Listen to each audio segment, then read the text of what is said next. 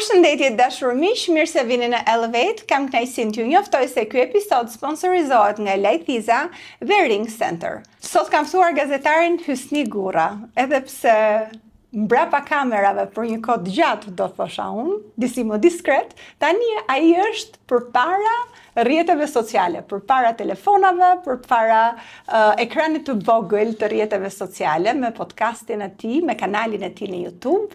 Përshëndetje Hysni, mirë se vjen. Përshëndetje, faleminderit për ftesën. Të përgëzoj për kanalin tënd që ke hapur dhe ka nisur të jetë shumë i suksesshëm, edhe pse me atë stilin tënd shumë popullor, shumë të thjesht, që thuajse nuk e besonte askush. S'pari të falenderoj dhe për ftesën, edhe një nga arsyet që unë kam ardhur këtu te podcasti jot është sepse ke qenë nga personat e vetëm që më ka inkuraju mu, pra për ata që na dëgjojnë, një nga njerëzit që më ka inkuraju që unë ta hap këto, mos merrem vetëm me Facebook-un, me gjërat që merresha, keni qenë ju. Edhe në formë mirë njohje kam ardhur dhe ose unë nuk kam shumë gjëra për t'treguar. Shiko, ne do flasim në fakt pak për jetën tënde, ato gjëra që ke për t'treguar, po gjithsesi edhe për qasjen tënde. Dhe mua më duket interesant që pavarësisht në këtë botën e sotme ku çdo gjë duket se është show off dhe mundohen njerëzit të transmetojnë edhe atë që nuk janë, ti qëndron në mënyrën tënde, do ta bësh diçka që e ke pasion, që e bën mirë, gazetarin në këtë rast, dhe ke gjetur një formë shumë inovatore për të marrë personat e të ftuar për të intervistuar, qoftë edhe online, qoftë edhe kur ata janë larg, në një mënyrë shumë të thjeshtë edhe pa staf. Stafi vetëm që kam unë është bashkëshortja, nusja. Pra se ju e dini që pas një figure që del në një ekran, në një kuti të vogël, aty qëndron një punë e madhe shumë mbrapa. Dhe kjo puna e madhe mbrapa, ky suporti i madh mbrapa është bashkëshortja, se unë nuk është se jam i dhënë shumë edhe pas teknologjisë, nuk di me i përdor mirë këto. Po ashtu siç e thatë ju, unë kam zgjedhur një mënyrë të bërit gazetari si e mendoj unë. Pra unë e mendoj që koha ka ndryshuar, një revolucion i madh ka ndodhur në botë, zakonisht njerëzit nuk e kanë kuptuar gjatë kohës që kanë ndodhur revolucionet, njerëzit nuk e kuptonin çfarë ndryshime po ndodhin. Ne tashmë kemi paktën mbi një dekadë që kemi hyrë në një transformim global të komunikimit. Unë kam qenë një ndjekës shumë i rregullt i fushatave elektorale në SBA nga 2016 dhe ndiqja Donald Trumpin atëherë kur gjithë e thoshin është i çmendur. E ndiqja në rrjetet sociale vazhdimisht dhe e shikoja që krijova idenë, krijova bindjen që ky do fitojë në zgjedhjet. Pra sepse u fokusu vetëm tek rrjetet sociale, aty ku rri 70 vjeçari, aty ku rri edhe 13 vjeçari dhe 20 vjeçari, pra njerëzit tani komunikimin, informacionin e marrin dhe e japin përmes një ekrani të vogël dhe po largohen disi nga media tradicionale, sigurisht ajo nuk e humb vlerën, ashtu sikur unë jam një adhurues i radios, për shembull, dhe vazhdoj të ngjoj radio. Ngjoj në makinë, ngjoj në darkë kur flej gjumë. E miqtë, dhe unë do thosha që edhe këto biseda dhe podcaste janë dhe një formë radioje. Unë i sugjeroj gjithmonë njerëzve, ose unë e praktikoj, që kur unë jam makinë e vendos një emision në YouTube, qoftë një podcast dhe e dëgjoj. Sidomos ky formati që bëni ju, që i vini dhe një tingull të lehtë kësaj bisedës, në ecje natën me makinë në udhëtim, është një gjë jashtëzakonshme. Qoftë edhe duke u bërë gati në mëngjes ose për ta dëgjuar. Edhe kështu filloi kjo me shtytjen e bashkëshortes tuajën edhe e hapa dhe ajo po ecën. Unë nuk kam bërë asnjë investim se s'kam nuk e kam mjet fitimi. Tani për kuriozitet, ata të ftuarit janë në shtëpinë e tyre? Ata janë në shtëpinë e tyre secili. Unë i marr telefon edhe forma se si bëhen intervistat e unë është shumë. Unë vi nga puna rreth orës 4 ose ndoshta edhe më herët ose më vonë, edhe duke ndajt aty shtrin divan, i shkruaj dikujt qa po bën si je, flasim pak, e them apo vjen darkë flasim tuke kanali, vi thotë, e vjen. Ose thotë nuk vi për shembull se kam një angazhim, do vi një herë tjetër.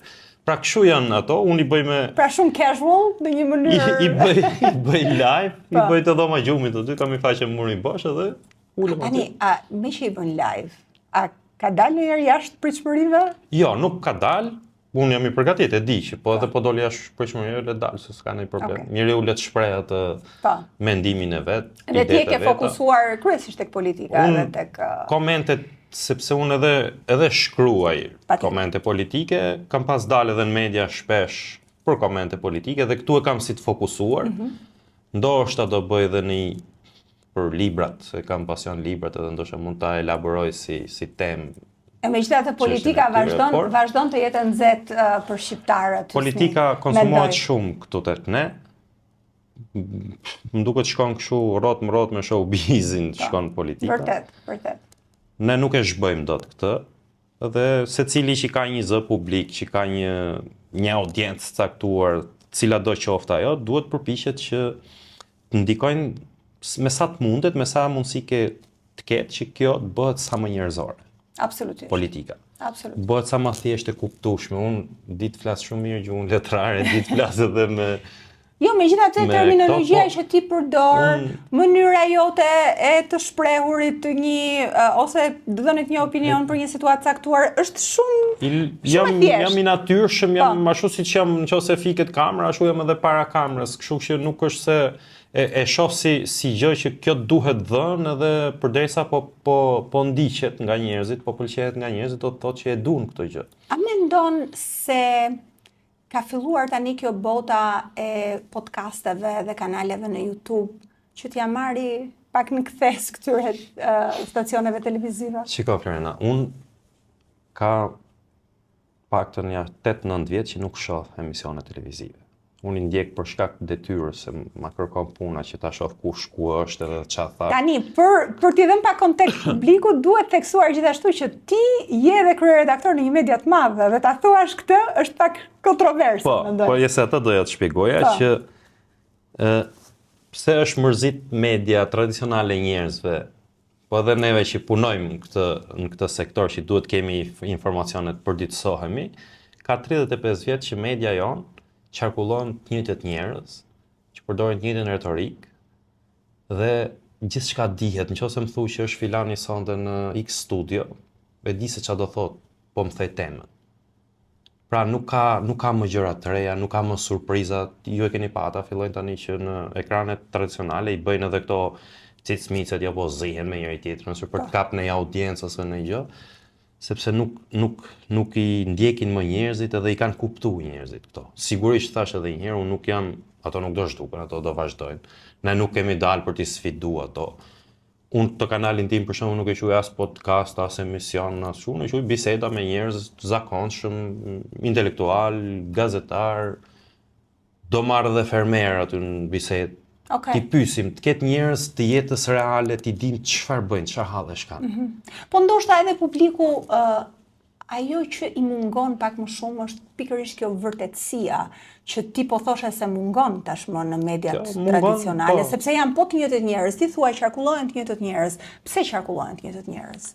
Sepse siç kemi një elitë politike që sundon Shqipërinë për 35 vitesh, kemi edhe kjo elitë nuk mund të mbijetojë ndot nëse nuk ka një pasqyrë ose një ekran ku të shpalos programet e veta, propagandën e vet që është media. Këto janë në simbiozë me njëra tjetrën. Ka qenë gjithmonë kështu? Po sigurisht, kjo ka qenë gjithnjë kështu, po këto dekadën e fundit u zhduk çdo hapësirë e mendimit lirë dhe fjalës lirë në media. Nuk kemi më ne presion ndaj gazetarëve ose dhunë ose ku diun ç'është i mbyllësh emisionin, kanalin e këto. Thjesht i blejnë. I paguajnë, i blejnë edhe kjo unë e quaj nomenklatura mediatike.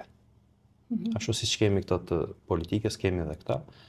Janë njerëz që i kanë shkaktuar dëme edhe këta Shqipërisë, jo drejt për drejt siç i ka shkaktuar politika, po që po themi e ka shpopulluar, ka plaçkite, nuk i ka dhënë shërbime, nuk ka ndërtuar një jetë tjetueshme për qytetarët e zakonshëm në Shqipëri, këta kanë ndiku duke e bërë fakt këtë realitet paralel që ka ndërtuar politika. Edhe për mua mendoj që kjo ka duhet thënë kjo. A mendon që publiku e di mirë këtë? Nuk po flas për publikun që ndjek gjithmonë programet politike në darkë, po një publik pak më i shkujdesur, po themi që është rastësor. Tani publiku është eduku, pra publiku edukohet. Qëllimi i medias është ta edukojnë publikun. Po. Dhe kjo që thamë deri tani është se e ka edukuar në mënyrë të qëllimshme. Unë e përdor terma që themi u ka shplat trurin, i ka bërë lavazh truri njerëzve. Por siç po shohim ditët e fundit, ka një publik, ai publiku shkujdesur që thoni ju, që ai nuk është publik që i janë shplat trut, ose që është i pa informuar, ose po themi një publik që çat ngjo televizor thotë e tha televizioni dhe kështu është. Ky lloj publiku si po ngrihet që po del në protesta? Po ngrihet nga rrjetet sociale, nuk po ngrihet nga media tradicionale. Pra sot ne kemi sheshet e Europës ku ka shqiptar, edhe sheshet e Tiranës e të Shqipërisë i kemi plot me të rinj dhe të reja profesionistë. Sigurisht unë kam një mendim tjetër, pastaj e elaborojmë për dush më vonë atë çështjen e këtij revolucioni që thonë revolucioni flamingos, por këta njerëz kanë dalë fal medias re, fal rrjeteve sociale, kështu thirrën. Okej.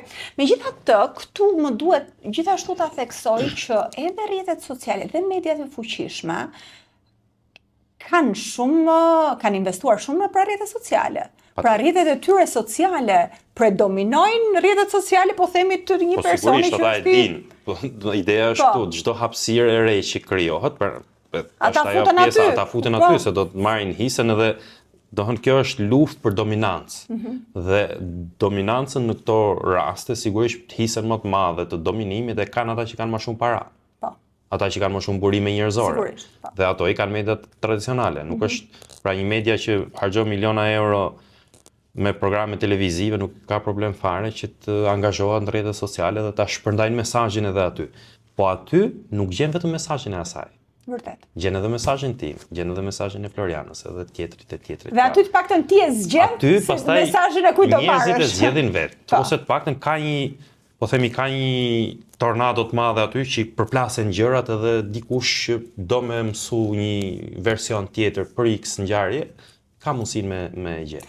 Si ti tani që prej sa muajsh e ke hapur kanalin? Po bën 1-3 muaj që kam aktivitet, paktën bëj një video në ditë, ose një intervistë ose një video. Gjatë këtyre 3 muajve, si e ndjen ndikimin tënd edhe të asaj që ti shpreh? Dhe a ka ndryshuar diçka në perceptimin e njerëzve që të rrethojnë? Tani unë nuk mund të bëj si them që shiko se s'ka ndikim ose se të shtiremi tani, ajo ka një farë ndikimi se për këto 3 muaj që po themi janë 1.3 milion shikues që kanë ardhur dhe kanë pa videot e mia, por unë nuk e kam qëllim në vetvete ose mision vetvete që të ndikoj njerëz. Pse?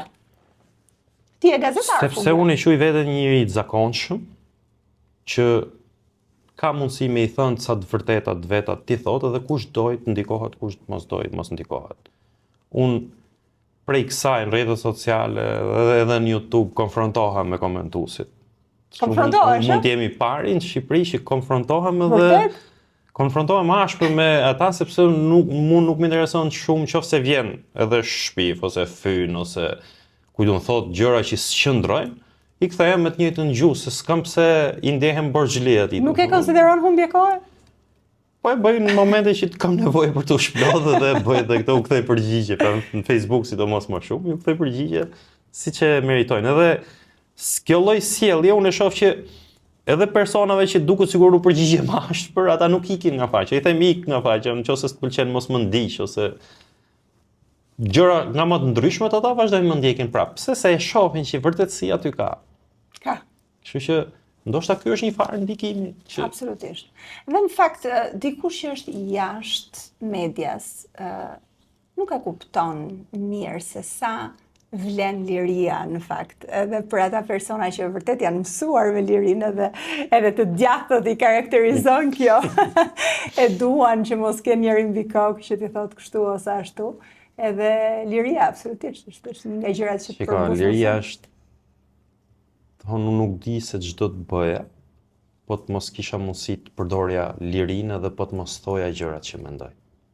Pra unë i kam dhënë shumë kosto vetes time, familjes time, për shkak të kësaj lirie, që duhet mos ta humbas, sepse na e dim që po të konformohesh në Shqipëri, i kryjm punët e tua mirë, ke mundësi me bë pushime shumë të mira, luksoze, ke mundësi me marr shtëpia në vende shumë të shtrenjta të Tiranës, se ku di unë gjitha me radhë, nuk i kam preferu këto.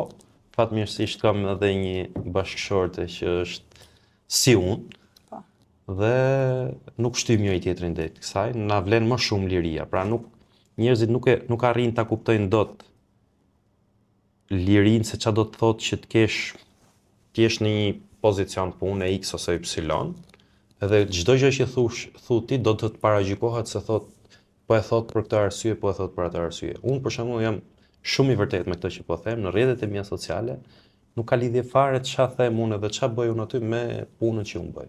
Pra unë dita ndaj këtë gjë dhe e kam nda personin Hysni Gurra nga profesionisti Hysni Gurra në media, që atje kam linjë time editoriale, do të ndjek linjën editoriale, do t'u përçoj gazetarëve linjën editoriale në rrjetet e mia sociale, unë jam Hysni Gurra.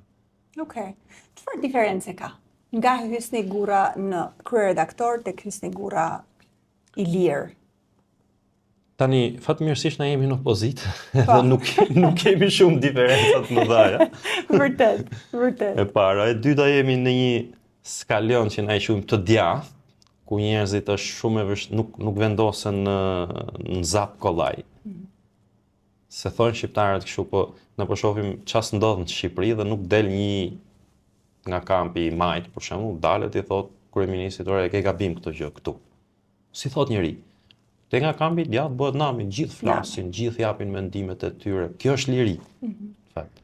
Kështu që nuk është se shoh në diferencë shumë të madhe, këto do ta shohim edhe njerëzit që më ndjekin mua do ta shohin që nëse ja bën ndonjëherë kismet Zoti PD të vinë një ditë në pushtet, nëse më gjejnë mua në pushtet atëherë unë jam si të gjithë. Se unë mendoj që nuk do të jem kur të vinë PD në pushtet, do të jem në opozitë. Ti do jesh në opozitë. Kështu e kam unë idetë. Edhe planin, shohim tani se nuk është interesant, mua ma kam bërë këtë pyetje, që po ja adoptoje ti në Elevate nga Partia Socialiste. Dhe kam thënë jo, sepse Partia Socialiste ka çdo hapësirë për të qenë kudo. Se më thonë dhe mu plot kështu, po pse s'ton ti nga këta. Dhe ne demokratët nuk e kemi këtë hapësirë, dhe na duhet ta gjejmë. Ata kanë 99% të hapësirës mediatike dhe të rrjeteve sociale kanë ushtrit tëra. Megjithatë, kam thënë pavarësisht pozicionit tim, kur Partia Demokratike të vinë pushtet, unë do marr pastaj edhe socialistë. Kështu e mendoj edhe unë këtë. Pra e mendoj që ka nevojë të thuhet e vërteta, por nuk është se thush shikon do e balancoj, do kem një të majt, një djathtë, për shembull. Nuk e shoh, kështu nuk e gjykoj kështu, se është kjo që thatë ju pikërisht. Kanë pak hapësirë ata ku të bëjnë propagandën e tyre. 99% mediave i kanë ata. Rrjetet sociale kanë ushtri që i paguajnë nga taksat e shqiptarëve, nga buxheti i shqiptarëve, këto patronazhistët që janë to skuadrat online që kanë ata. Për këtë punë. Të i marrë dhe unë tani, të jap dhe unë një hapësirë tani, se do të regohan.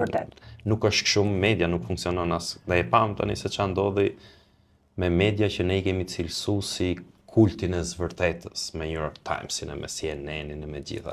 Unë mjaftoj që erdhi Donald Trumpi, hyri një garë Donald Trumpi, një personazh që ka qenë i prodhim edhe ai këtyre mediave, sa i ka qenë në botën e spektaklit, në botën e këtyre. Absolutisht. Dhe në një moment që ai tentoj diçka tjetër, pra që shkonte në kundravajtje me idetë e këtyre mediave. Ideja e fake news lindi nga ai, patjetër. Dhe ato ju kundërvuan, i mori gjitha përballë. Pra media nuk është aq e lirë saç duam ne.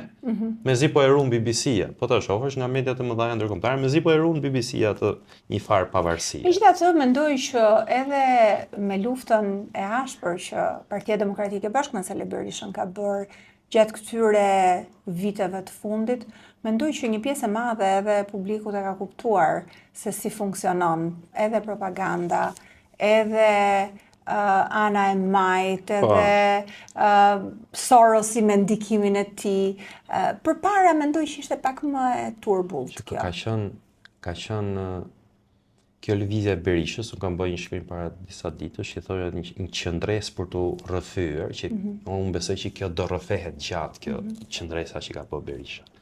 Le ta kesh Inat Sali Berishën, mos t'jesh dakord me atë, hiqja të gjitha. Pra që 99 zeza të thuj, por qëndres, siç ka bërë Sali Berisha, nuk mund ta bënte dot një i dytë në Shqipëri. Është vërtet. Pati gjithë botën kundër, pati gjithë partinë e vetë cilën e solli e dorëzoi pas 8 vitesh në pushtet edhe me një kontribut madh për Shqipërinë, fakt për hapat të rëndësishme që ka pas proceset e integrimit dhe NATO e kujtun. Dhe në një moment të caktuar këta deshën ta shuajnë fare zërin opozitar. Se na e dinë, ishte i vetmi njeri që përmendte emrat e bandave, bënte denoncime, edhe kjo ka nisë në momenti që ky denonconte këto avionet e drogës, në moment që i thonin atë mushkonja, i thonin këta, e filluan edhe njerëz që e donin Sali Berishën ose që ishin simpatizantë, kujtuan thonë rrëshkiti ky tani me avion droge, kupton se ishte pa perceptueshme, ishte pa perceptueshme. Ishte pa imagjinueshme. Mirë, por nuk zgjati shumë kohë dhe dolën të vërteta ato. Pastaj qëndresa që bëri ai, sigurisht çdo njeri do e nis nga një motiv personal çdo gjë. Se nuk as Sali Berisha nuk është profet. As në tjerët, as... Po gjithmonë diçka bëhet sebeb. Po diçka do bëhet sebeb, por qëndresa, fitoria sot, për shembull, ai është një situatë krejtësisht tjetër. Kush e imagjinonte që do ishte në këtë situatë që është sot? Pra panon gratën, pranohet nëpër partitë si motra nëpër gjithë Europën dhe ju dha një shembull shqiptarëve, ju dha një model, ka përku kjo në fakt edhe me këtë revolucionin e këtyre flamingove ka përkoj rasisht si duket kjo heqja non gratës së Berishës. Rasisht ose jo rasisht. Ose jo rasisht, nëse. Dhe u zhbë dhe doli zbuluar se sa kanë qenë manipulu njerëzit. Njerëzit kanë qenë manipulu, pra ju i ndiqni ato emisionet e darkës, i keni paca që janë si tip demokratësh. Jo gjithmonë, edhe unë jo gjithmonë i ndjek. Ta qenë si tip demokratësh, thonë jo po non grata, jo po se s'kemi çaj bëjmë, kujton opozitës që e quajnë kështu. I shkallmoi këto. Ka pas të vërtet brenda kjo gjë. Dhe ende fillon edhe ka një lloj vorbullje, po është e vërtet, jo po është e vërtet, jo po që besoj u bën pluhur gjitha këto. U bën pluhur. Pra se ideja është nuk është qëllimi që të flasim tani se sa i lavdishëm është Sali Berisha, nuk e kisha në këtë aspekt këtë diskutim, po e kisha që sa i lavdishëm është e vërteta dhe qëndresa për të vërtetën. Këtë herë ka qelluar me Sali Berishën, nëse do qellojë me një person tjetër, prapë duhet ta themi. Megjithatë një leksion i mirë ky besoj Hysni për ata njerëz që besojnë në këto vlera, sepse më vjen keq ta them, po mendoj që gjithmonë më shumë bota po shkon drejt interesit, drejt paras, drejt njerëzve shumë të fuqishëm ekonomikisht që po drejtojnë botën. Dhe të gjitha këto vlerat e integritetit dhe moralit edhe traditës dhe familjes po shuhen në përbot, jo në Shqipëri që ne jemi bishti kavallit. Kjo ka mbi 70 vjet që është një ideologji që ecën. Tani disa i thonë Soros, disa i thonë ideologjia liberale, ultraliberale, që në thelb kjo lloj ideologjie ka që ta heq, ta bëjnë të panevojshëm Zotin, edhe ta bëjnë të panevojshme familje. Dy shtyllat që e majnë një shoqëri në këmbë, besimi edhe familja. Pra, kjo lloj ideologjie ka prek gjithë Europën, ka prek edhe Shtetet e Bashkuara të Amerikës, pra me ardhin e Trumpit u bën ca ndryshime, ca kështu se në Amerikë nuk thoje dot që shikoj më duket e panatyrshme të martohen dy burra bashkë. Po ta thoje këto të hypin qafe të myslit. Në kërkim të një lirie, shprehje lirie, liri zgjedhje, liri fjale, nuk lën ty të thush, të kesh edhe ti lirin tonë që thush nuk më pëlqen kaq. E kupton, mos i shash, po thjesht thush nuk. Jo, tani Këta të cënuarit imponohen shumicës, është tjetër... imponohen shumicës. Tani vim në Shqipëri të pjesa që tham të kjo e qëndresës Berishës dhe të këtyre vlerave. Unë nuk jam i përfshirë shumë Partitë Demokratike, pra unë bëj punën e gazetarit, mundohem sigurisht unë e mbështes Partinë Demokratike se këtë do mbështesësh, që më duket budalliku më i madh në botë që të mos mbështesësh Partinë Demokratike sot. Po në fakt, desha të ndalesha pak këtu, sepse tani me këtë rrymë të re të protestës, që edhe ti e ke ndjekur, e ke analizuar, kërkohet një lloj mbështetje për një tjetër gjë. A mendon që është kjo dëshirë? Dhe pse është kjo dëshirë? Revolucionet, se po e quajmë revolucion ose e quajmë lëvizje, si për shumë ata kanë qef me e quajtë revolucion. Ato nuk ndodhin në mënyrë rastësore. Por, ashtu sikur se nuk ndodhin në mënyrë rastësore, nuk shkohet edhe t'i thuhet se cilit në vesht atje që ju kam ngritur tani që bëni këtë. Pra është ajo që thamë pika që derdhi gotën. Paka shumë që e përdorën në fillim këtë. Sepse ajo u nis për Flamingut edhe sot ajo është një protest, është një lëvizje kundër Edi Ramës, pra kundër keqeverisjes. Kundër gjithë kësaj qëndrese që Partia Demokratike ka 13 vjet që e bën. Po themi në termat përgjithshëm, sikur që nga 2017 sidomos edhe këtej, PD-ja nuk është se i ka denoncuar gjërat, i ka bërë gjërat tani. Për mua ky ka tiparet e një revolucioni të majt. S'ka lidhje fare me të çfarë thotë Rama, jo po fashistët, jo po nazistët, se del Rama tani edhe ju thot fashista. Kujt i kujtohet në 2005 ne kemi qenë në të njëjtën situatë. Erion Veliaj shkonte me gomar poshtë zyrës Fatosnanës, i mbështetur nga Edi Rama dhe nga Sorosi, për të rrëzuar Partitë Socialiste nga pushteti. Me pankarta, i kanë pas shumë bukura, se këta duket se shoh edhe në rrjetet sociale edhe në media, edhe gazetarët vjetër në fakt, që e diskutojnë sikur për herë të parë këto meme u shfaqen kështu kaq të bukura. Jo, ka pas bërë meme shumë të bukura Erion Veliaj me mjaftin. Jashtëzakonisht shumë të bukura. Domethënë ti thua nuk janë natyrale, janë të sigurisht janë të strukturuara, pastaj ka aty nuk e heq pjesën e të shiltër të protestës, po aty ka një organizim dhe për mua ky është një revolucion brenda smajtës që ka qëllim t'ia marrë Partinë Socialiste Edi Ramës. Po. Pra ky është ajo, unë jam dakord. Tani diferenca që kanë njerëzit me mua kur thojan fillim unë në rrjetet sociale mu turreshin këta shaje, shtyje, po ti pas ke qenë me Edi Ramën. E kupton fillon unë isha duke thënë që ajo që po them unë është që ky është një revolucion i majt, ndoshta është i mbështetur edhe nga Sorosi, mund të jetë i mbështetur, mund mos jetë, ta shohim rrugës tani, por është një revolucion brenda smajtës që unë e mbështes. Pse? Sepse Partia Socialiste duhet të çlirohet nga kapja që i ka bërë Edi Rama. Tani Partia Socialiste është aset kombëtar këtu. Pavarësisht se jemi djathtë, jemi të majt, jemi pa parti, ajo parti ka vota, ka elektorat.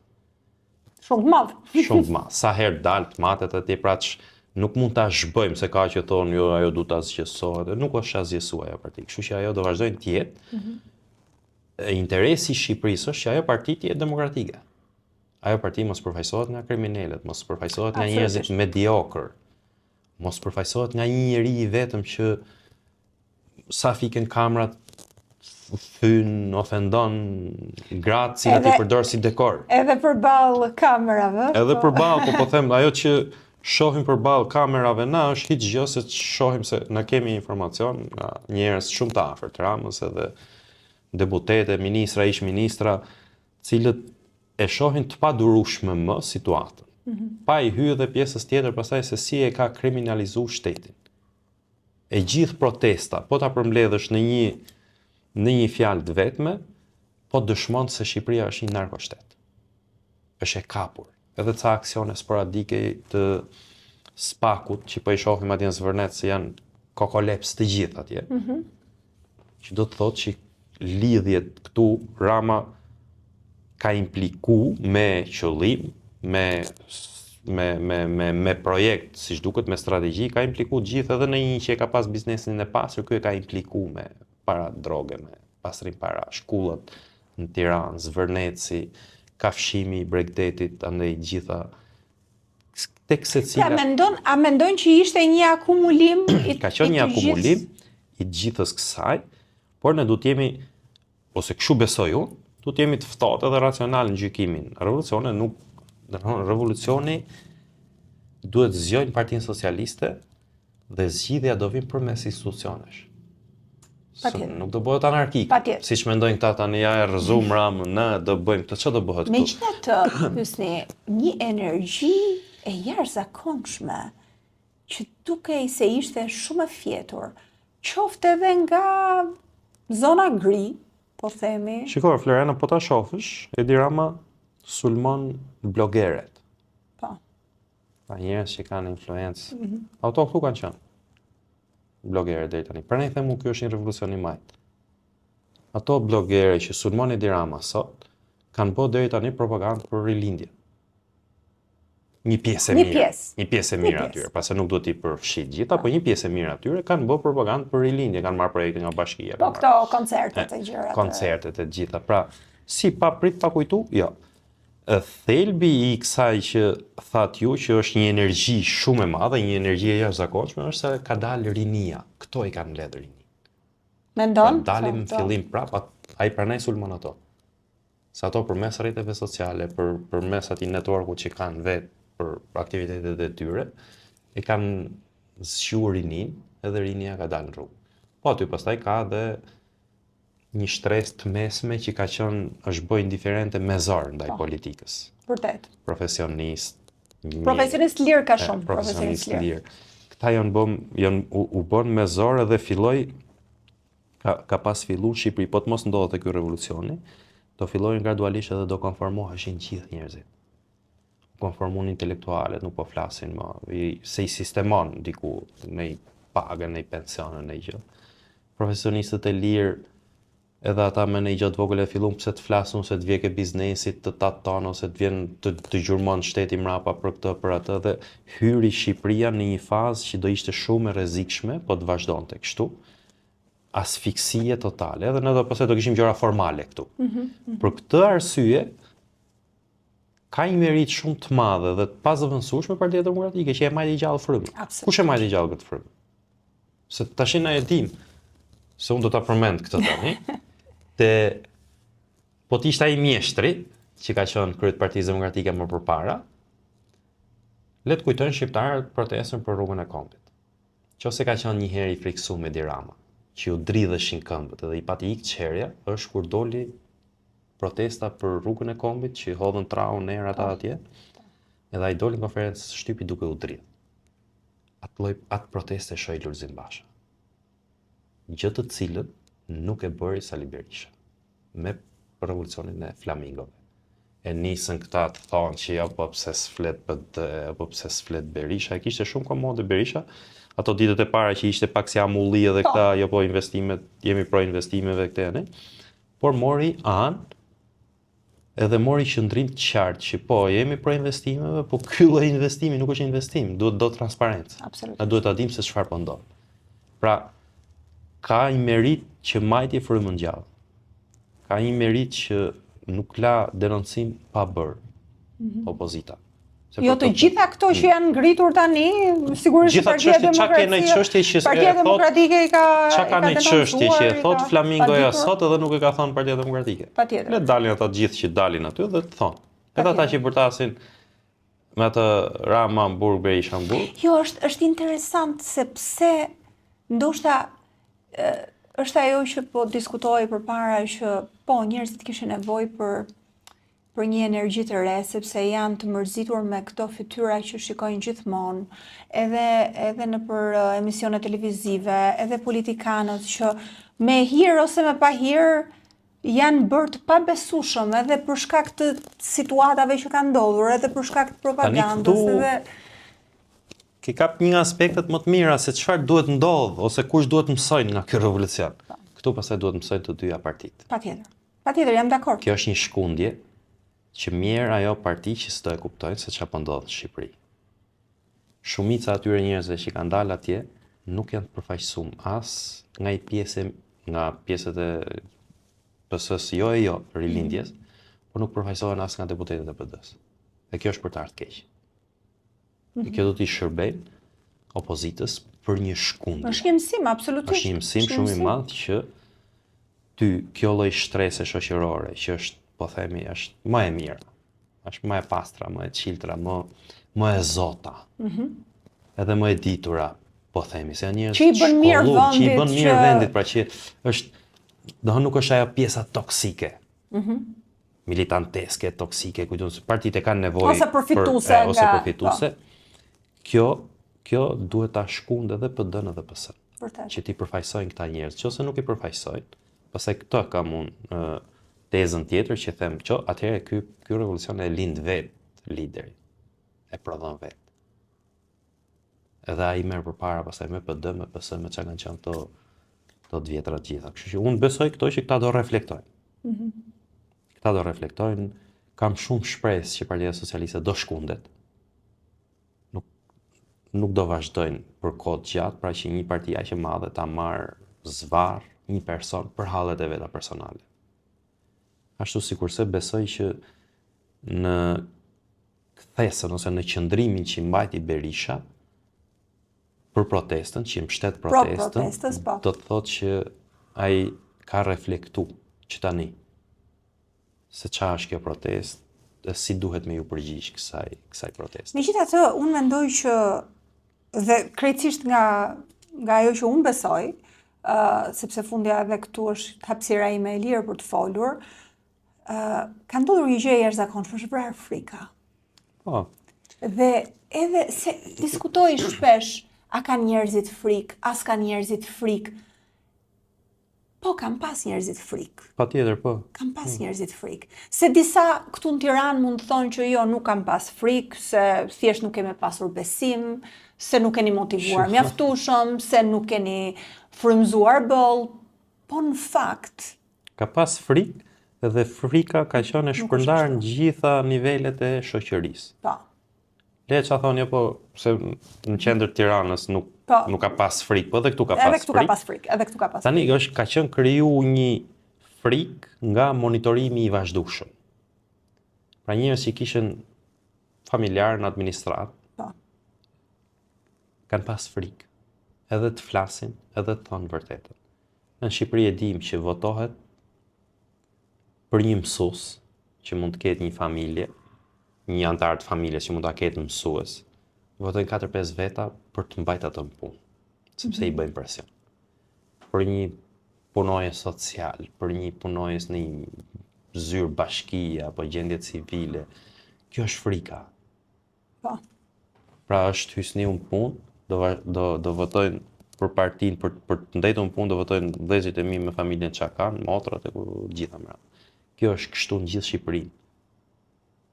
Pra ka pas një frikë dhe kjo duket që është vrarë, sepse atje ka shumicë pa parti, po ka edhe socialistat që kanë dalë. Absolutisht. Nuk pyesin më. Kjo e ka trem Ramën, kjo e ka frikësu. Edhe durët që janë pas protestës. Saj, ditën e dytë o ditën e tretë, i lagu një herë me ujë atje, e provoj një herë. Ajo që një provë se ç'a ndodh. I lagu një herë me ujë e u tërhoq. Sa dy frikra ka ai që njerëzit nuk e kanë frikë më dhe kjo është gjë e tmerrshme për karakteret autokrat. Pra kur e kupton që se kanë frikë më njerëzit, dohën ata hynë në një lloj paranoje, gjithë autokratët hynë në këtë lloj paranoje që nuk i besojnë më askujt. A ka pas surpriza për ty zhvillimi i protestës? Shiko, unë për shembull ditën e parë kur ndodhi, që u rrafën ata nga rojet e sigurisë atje në Zvërnec, pata një rritim shumë të madh dhe e pash këtë rritim tek gjithë njerëzit. Po, e pash tek gjithë njerëzit dhe protesta erdhi në Tiranë. Natën e parë, natën e dytë, protestën edhe në rrjetet sociale, po edhe në media, e paraqitën sikur e ka bë Arlind Qorri me Agroshen. Derisa ishte kështu, mendova që është një gjë koti që do shuhet kështu. Pas natës dytë, atyre u hoqën mikrofonat, nuk i lejuan më që të marrin atë zërin publik atje. Ata janë një nga shumë protestues atje, ose disa nga shumë protestues atje, edhe shehe e Qorri, edhe PD-ja, PS-ja, tani të gjithë. Aty pastaj fillova të besoj që kjo është një lëvizje shumë më e madhe se sa duket. Edhe fakti tani po na e tregon sa u bën. Po shkon mbi 15 ditë ajo tani. 2 javë. 2 javë. 2 javë. Dhe në mesin e kësaj hiqet dhe non grata e Sali Berishës. Tani në mesin e kësaj hiqet non grata e Berishës. Që ishte i lajm shumë i mirë. Lajm i mirë që absolutisht ne prisnim, po pikërisht momenti është shumë interesant tani nuk e blam. Tani këta që thonë për shkakun që bëjnë këtë propagandë se Ramës i hapen dyrë gjitha ne ku i ka dyrët e mbyll, më nuk do të thonë po të ishte kështu, do prisin aty të pse ja hiqin mes protestës non grata. Gjithsesi është lajm pozitiv ishte. Unë absolutisht. Dhe mendoj jam shumë krenare për gjithë ata njerëzit që janë zgjuar dhe kanë. Sigurisht, ju jeni nga kontribusët kryesorë, jeni rreshtuar me Berishën, por s'kishte njëri fare. Edhe për sa i përket Berishës, po thosha që duke u kthyer tek protesta jam krenare edhe për ata protestues që kanë vrarë frikën. Kjo është e jashtëzakonshme. Mbi të gjitha ne jemi shqiptar dhe duam interesin e vendit. Kjo duhet të jetë primare për çdo njeri. Që vendi të jetë mirë, dhe duke qenë vend i mirë dhe i shëndosh edhe me besim për brezin e ardhshëm, patjetër që pastaj fitoft më i miri. Sigurisht, po. Kjo në fakt duhet të jetë për çdo njeri normal, këtë logjik duhet ndjek. Pra, dhe unë kam besimin, unë jam e djathtë, unë kam besimin që Partia Demokratike është absolutisht më e mirë se sa që po shohim, dhe ndaj besoj të kjo gjë, por dikush tjetër mund të mendoj ndryshe nga unë. Mund të mendoj ndryshe, mund të mendoj që Partia Socialiste mund të prodhoj dikë tjetër që mund të jetë më i mirë. Shkojnë provohen ngarë të ndershme. Por ama, vota e lirë, zgjedhjet e lira. Këtu është jetike. Ka folur Partia Demokratike për zgjedhjet e lira dhe kam përshtypjen se nuk ka rezonuar mjaftueshëm tek njerëzit. Shiko, thamë edhe për këtë arsyen që përmendëm, pra, gjëra që i ka evidentu kjo lëvizje, që për cilave duhet marrë mësim Partia Demokratike, nuk, sepse një parti, sado karizmatik ta ketë liderin, sado fuqishëm kuptimin edhe të vokacionit, të frymës që përçon, edhe të shembullit që përçon, ka nevojë për njerëz. Ka nevojë për njerëz dhe kjo parti sigurisht ka qenë nën sulm, se duhet me pranu, ka qenë nën sulm të ashpër për t'u asgjësu. Edhe siç duket kur është si puna e kur smuret njeriu që ka një grip ose një gjë, trupi merr masa, fillon e krijon ato mbrojtjen e gjitha dhe siç duket u fut në një guac kjo parti nga sulmet e jashtme dhe nuk pati ndoshta edhe kohën e mjaftueshme që të rinovohet. Nga tani e tutje, nuk ka më justifikimin që ose Partia Demokratike nuk do ndryshoj. Pra, deri tani çdo gjë është e kuptueshme, sepse duke qenë sulm, është tendenca edhe instinktive, edhe natyrale, edhe e drejtë që të shtrëngojmë radhët njerëz, të shpëtojmë. Tani ata kanë shpëtuar. Tani ata duhet ndryshojnë. Dhe kam përshtypjen se kësaj i referohet edhe Berisha në shumë të komentuarin kilometrin e fundit. Që tani në fakt nuk na pengon më gjë. Dhe unë mendoj që edhe për demokratët kjo protest kundër Ramës na ka dhënë një shtys të madhe. Sigurisht. Për t'u ripërtërirë më mirë, për t'u bërë më të fortë dhe për të qenë një alternativë besueshme tamam për njerëzit që do shkojnë në kutitë e votimit edhe do zgjedhin. Dhe unë të paktën e gjykoj kështu, nuk e di se cili është mendimi yt për sa i përket si duhet të rezultojë kjo protestë. Pra, duhet të rezultojë në një qeveri teknike. A do ishte kjo? Tani është e domosdoshme, se ata thash pra që zgjidhja e pas protesta, pra u ngritën shqiptarët, pa do ulen sigurisht. Dhe ulja do të thotë që do fillojnë institucionet të flasin. Qose motoja kryesore e protestës është t'jap dorëheqjen e Edi Rama, Edi Rama duhet t'jap dorëheqjen. Si jep dorëheqjen Edi Rama me dëshirë nuk e jep dorëheqjen Floriana. Ai është i zhytur deri këtu. Biles unë kam edhe informacione që miqtë vetët amerikanë kanë thënë atij që ti duhet zgjasësh sa më shumë jetën pushtet se me gjërat që je impliku e ke problem këtë. Pra nuk do të jetë një fund normal. Një fund normal. Pra ky njeri nuk ikën vetë.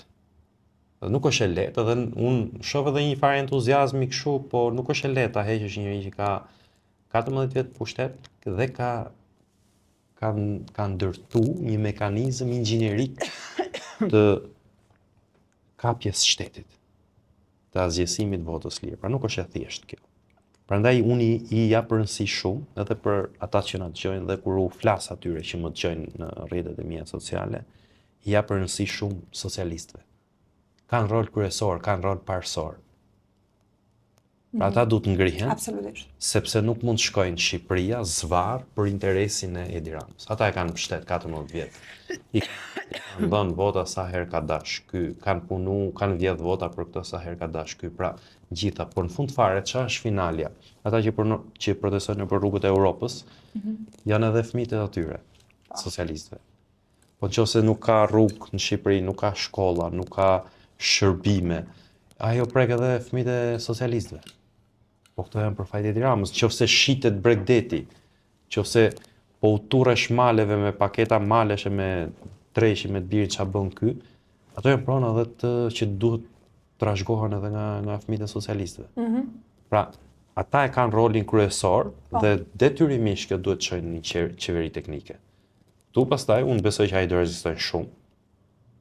Edhe vrasja e frikës nga deputetët e PS-s, ata kanë ngel për të vrarë frikën tani, do jetë një proces pak më i gjatë se sa e presim ne, se sa e presin protestuesit. Sepse tani është mbushur me entuziazëm gjithçka. Është entuziazëm, është euforia, por në fund fare ai nëse nuk e jep dorëheqjen vet, duhet i bëjë mocion mosbesimi i Partia Socialiste, sepse PD nuk i ka vota në parlament për ta rrezuar. Pra duhet të jesh objektiv me gjërat. Megjithatë Partia Demokratike këtu mund të qëndrojë një krah mbështetës. Sigurisht. Shumë i mirë për interes të vendit. Për interes të vendit dhe duhet bëjmë një pakt. Hajde të bëjmë një pakt, shpëtojmë Shqipërinë, pra nuk ore lere Edi Rama le ta marrë ta gjykojnë drejtësia, le ta gjykojnë kjo drejtësi që ka bë vet, ai që ka nëse është për të gjykuar, nëse s'është le të vazhdojmë punën e vet.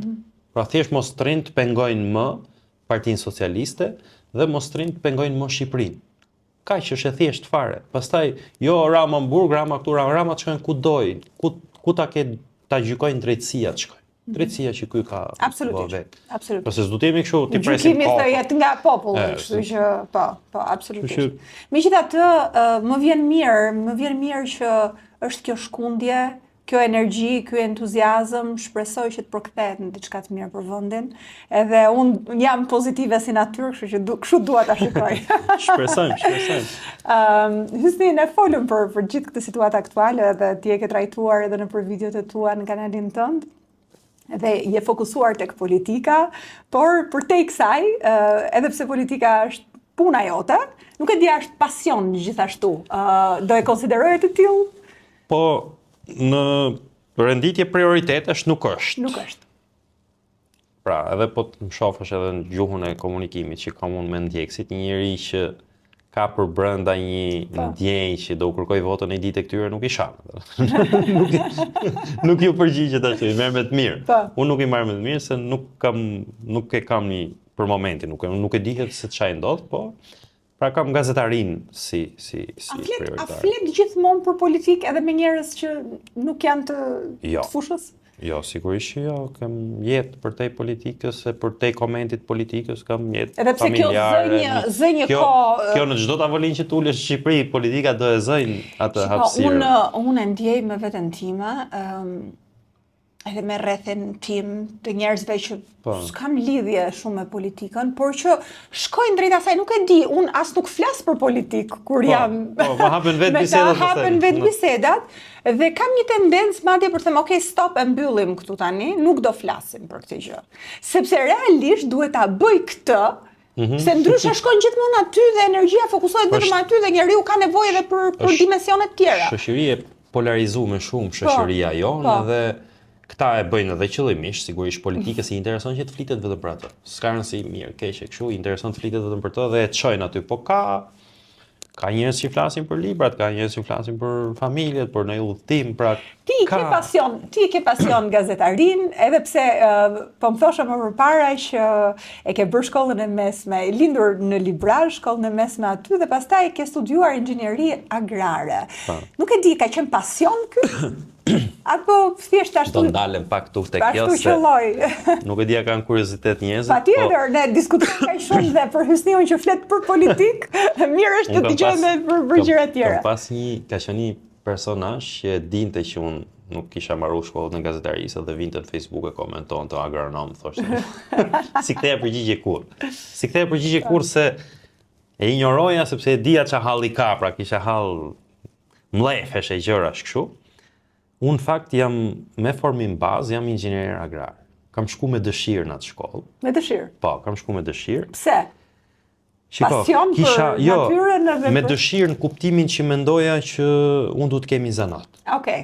Pra jo që dëgjove këtë zanat. Jo, nuk e kisha ashtu. Pra unë pasionet e mia në shkollë, në fillore, në 8 vjeçare dhe në gjimnaz kanë qenë letërsia dhe historia. Unë nuk i kam nda kur këto dy pasione nga kam dhe i bindje në fakt që marrë qa shkollë dush, letërsi njeriu duhet ta njoh patjetër. Njeriu duhet lexojnë patjetër se pastaj gjitha tjerat janë gjëra teknike që të mësohesh mjeke, agronome, po. Edhe shkova me idenë se 2006 kur shkova unë pati dhënë edhe i vrull Berisha kësaj të bujqësisë me financime, me u gjallëru, fillu njerëzit duke punu tokën, e pati pra që bëj një deg ekonomisë vendit që po i jepej prioritet. Edhe gjykoja unë me babin, aty të kesh një zanat, të kesh i punë që mash familjen në fund fare se do manim familjen.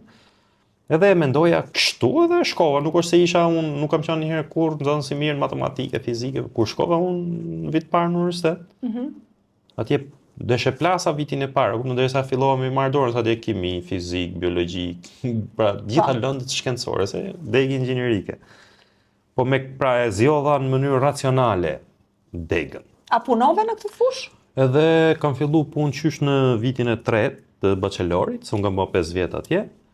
Kam punu 6 vjet në një kompani që merrej me këto të bujqësisë dhe në fakt ajo ka qenë një nga përvojat më të veçanta në jetën time, kam mbredh gjithë Shqipërinë.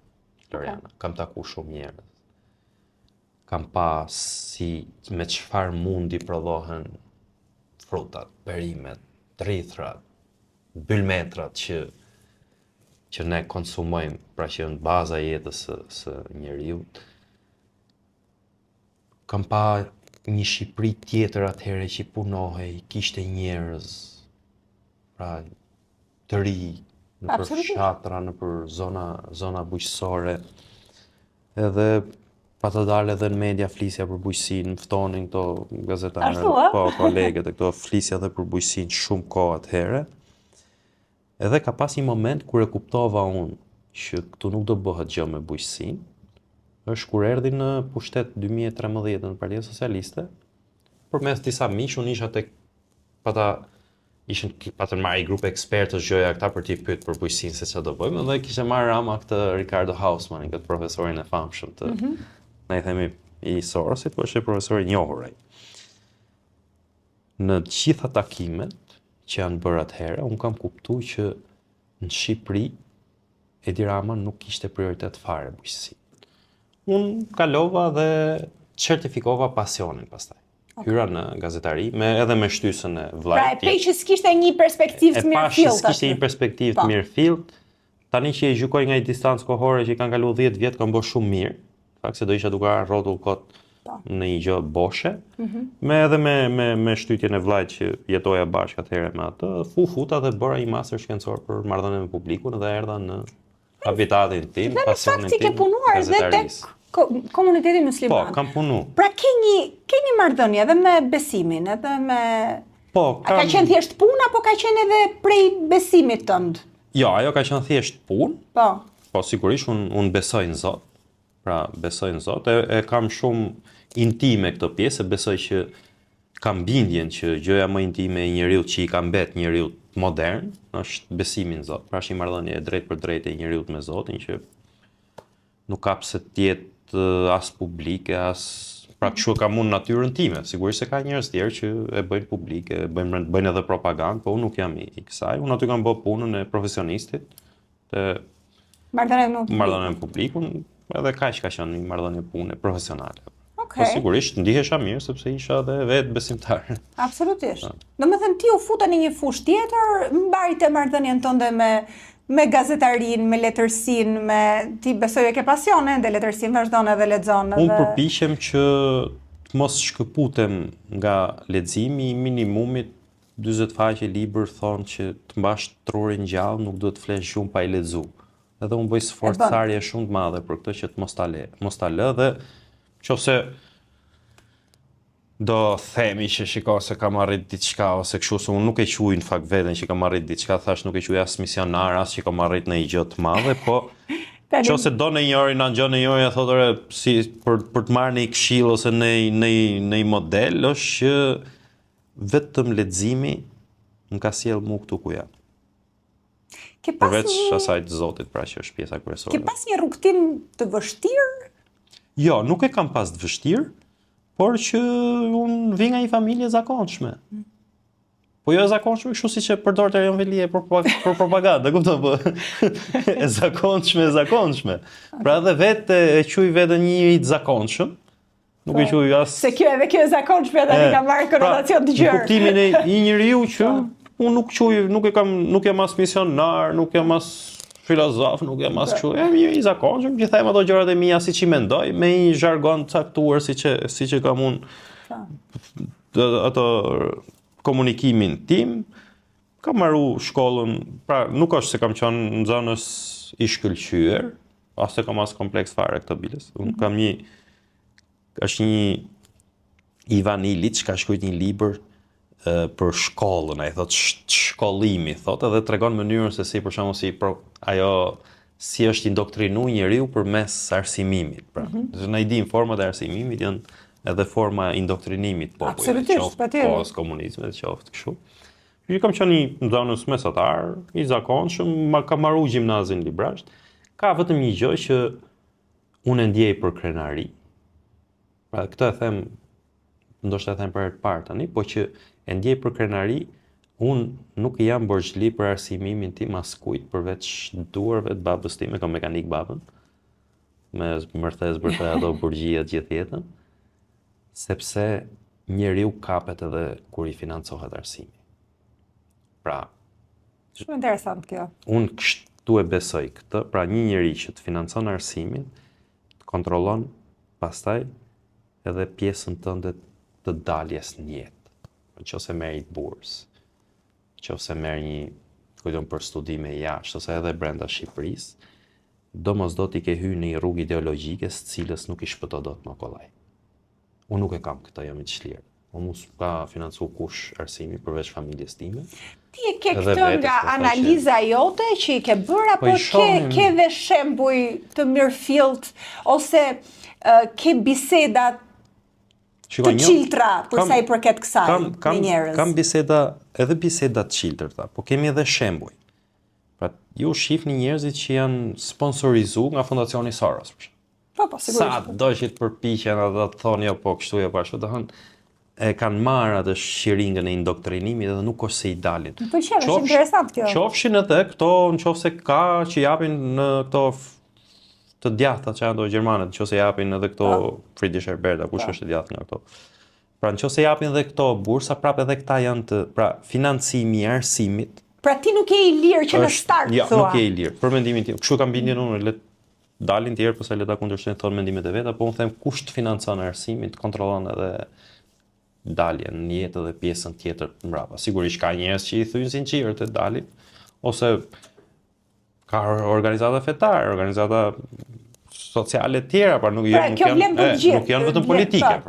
Kjo edhe këtë ndjej unë, në fakt të ndjej shumë si krenari, më arsimu në Shqipëri, ashtu keq mirë, po nuk i ndihem borxhli askujt. Si ke menduar të ikësh?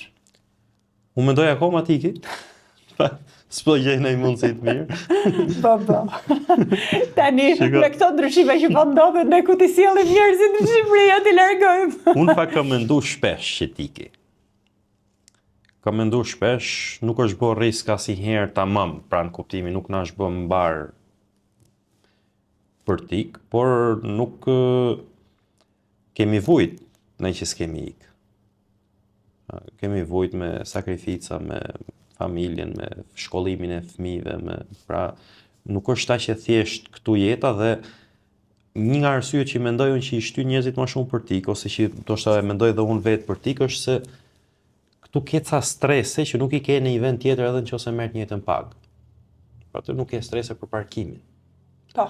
Nuk ke stresin ka ujë, s'ka ujë, ka drita, s'ka drita. Nuk ke stresin e një pluhuri që të shmend në çdo zonë të kryeqytetit, të zhurmave, ose të një sjellje të pakultuar të njerëzve që nëpër ashensora, nëpër pallate tash i shohim se deri aty duhet edhe ajo është një shqetësim kur hypën në ashensor edhe e shef që e pëgëri njerëzit ashensorit. Pra, këto lloj gjëra që i bëjnë shumë njerëz që tikin, nuk ikin vetëm për para. Sigurisht tani me këtë projektin e shpopullimit i bën që ti mërzisin e ti neverisin njerëzit dhe ikën të gjithë. Nuk kam ikë deri tani, po nuk e di, nuk them kurrë që nuk do ikë. Qëndrohës ti do të Nuk them kurrë që nuk do ikë se nuk i di. Mua, unë sa herë flas me... Tani ju keni qenë e ikur dhe keni ardhë dhe është tjetër... Rastim është ndryshe dhe unë kam të provuar. Të gjitha këto që the qëndrojnë, nuk i ke jashtë këto strese që përmenda. Si ke, pra? Por atje s'ke vendin tënd. Nuk ke ngrohtësinë, nuk ke dashurinë, nuk ke diellin e Shqipërisë. A mund të jetë vërtet ajo që thon atë dheu im është aty ku ndjehem mirë? Po, mund të jetë. Se është edhe një teori e tillë, pra. Mund të jetë. Megjithatë unë mendoj që është aty ku ke njerëzit e zemrës që ty të bën të ndjesh. Sigurisht, pra unë nuk flas dot për këtë pjesë se nuk kam qenë kurrë i larguar dhe nuk e di. Unë e kam provuar dhe nuk kam qenë askund më e lumtur se sa në Shqipëri. Shumë interesant. Dhe shumë ndihen si unë. Madje pjesa më e madhe e atyre që kanë ikur ndihen si unë.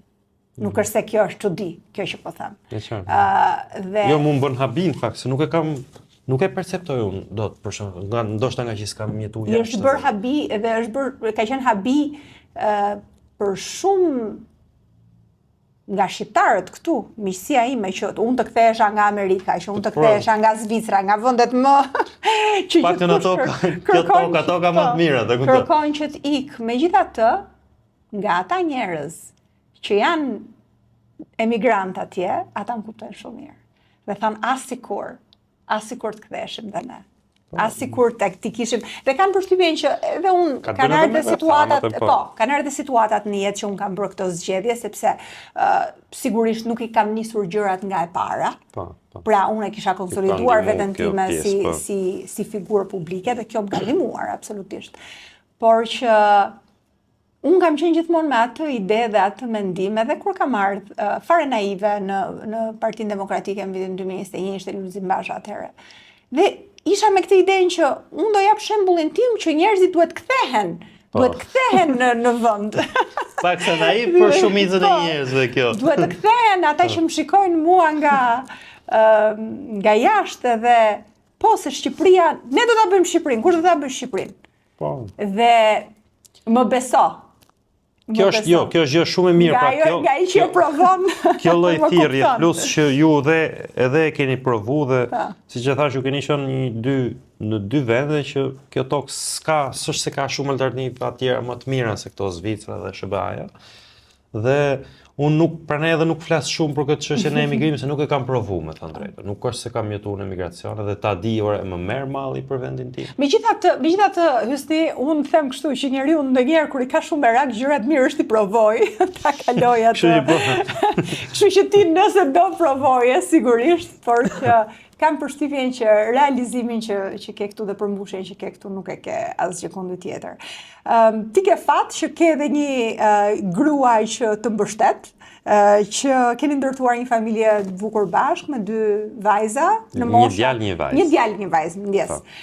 Në mosha të ndryshme, 8 edhe 2. Okej. Je i plotësuar nga ana e familjes? Shiko, se tani çdo njeri ndoshta fillon e flet për familjen mirë, kështu bukur e gjëra kështu, po un po them po e përmbledh kështu. Tani Hysniun ose e gjen punë, ose e gjen në shtëpi. Unë nuk jam kështu që rri kafeve. Dhe unë nuk kam punuar shumë. Këtë këtu hyn pjesa e besimit tim pastaj. Pra që unë i shuj veten me shumë fat që Zoti më ka bërë bashkë me personin që kam tani, Irena quhet. Okej, mirë. Dhe na ka dhënë edhe 2 fëmijë të mrekullueshëm. Ignatia është goca dhe Kroni është çuni. Pra, në aspekti familjar unë ndihem i plotësuar dhe prandaj kam edhe kohë me bëj gjitha këto, më thonë këto budalliqe, të kuptoj se po të mos jesh rahat, po të mos jesh i plotësuar.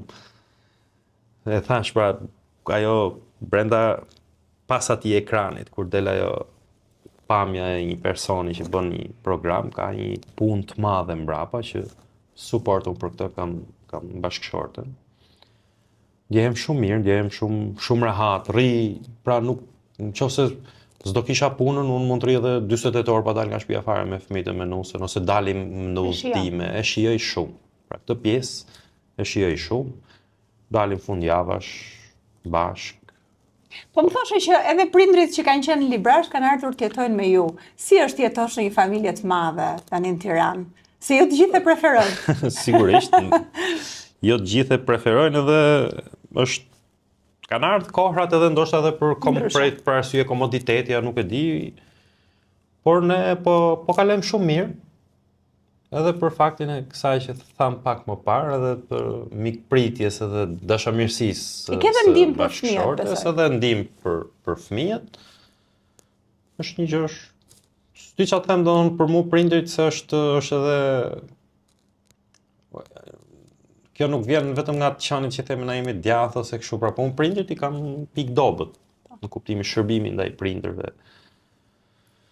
Shërbimi ndaj prindërve është parësor në çdo gjë. Pra edhe qofsh besimtare edhe mos qofsh besimtare, të gjitha me radhë, prindërit janë një gjë parësore që na kanë shërby, na kanë rrit, kanë sakrifiku dhe nuk ka kthejmë dot kur këto, të përpiqemi. Ishte interesant se po bëja një bisedë me Ilir Ali Mehmetin, në këtë rast jo për politikë, po thjesht. Po, ndoshta në këtë. Edhe ai tha pikërisht këtë që kur mosha e tretë ka një motiv, gjithçka tjetër duket se përmirësohet edhe nga ana shëndetësore. Pra edhe smundjet degenerative nuk ndodhin, edhe kanë një motiv dhe një qëllim për të rritur fëmijët edhe për të qenë afër njerëzve të dashur.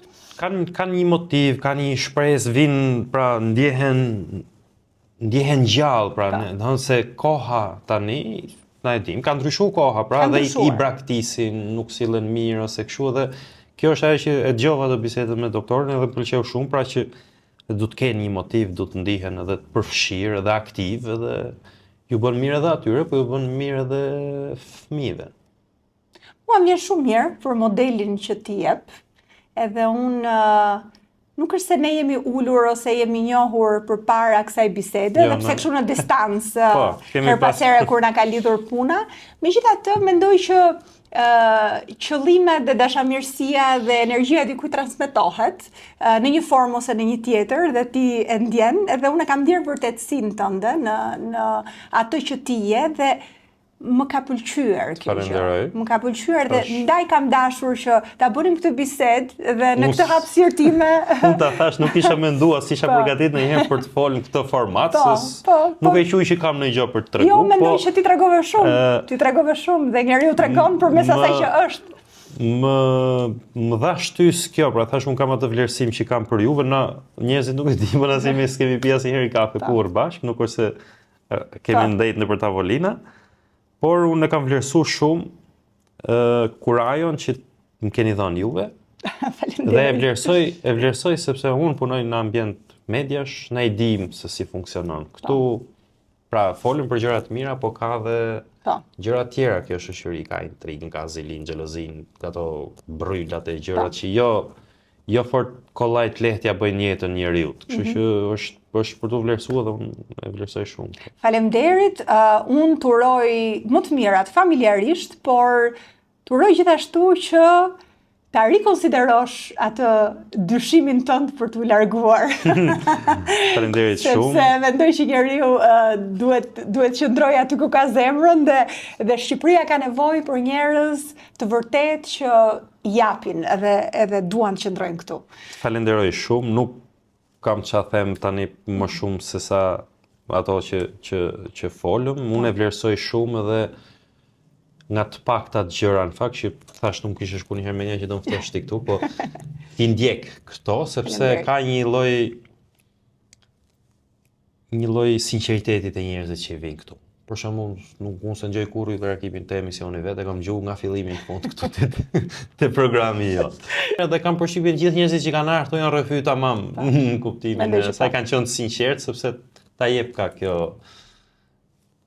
moderimi dhe klima që krijon. Faleminderit, uroj shumë sukses.